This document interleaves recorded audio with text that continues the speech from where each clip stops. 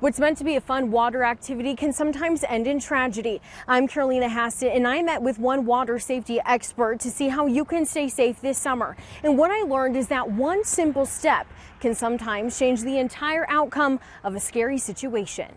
We as a society don't value the life jacket as we should. That was the reality in Weber County Saturday night. A group of boys were playing with their airsoft guns when some of them jumped in the Weber River. However, one 17-year-old did not come back up. After about an hour and a half, Weber Search and Rescue pulled the boy from the water. The Weber County Sheriff's Office announced Sunday the boy died. The river current was likely a factor. More of our demographic that we need to reach out to now is mostly young men. Mikkel Christensen of the Utah Drowning Prevention Coalition says researching weather and wind prior to water recreation is important. But there are other factors that can take someone by surprise, especially this time of year. The water is very, very cold, and I think people don't realize how much that will affect their ability to swim and be able to resurface and breathe in the water. It really puts your body into kind of a state of shock. Not just this, but many can underestimate the power of currents. You can be in one part of the river that's not got as strong of a current and then very quickly move into an area that has a very strong current with a lot of undertow. But the most important step you can do is wear a life jacket. Even with the best research on the weather and wind and currents,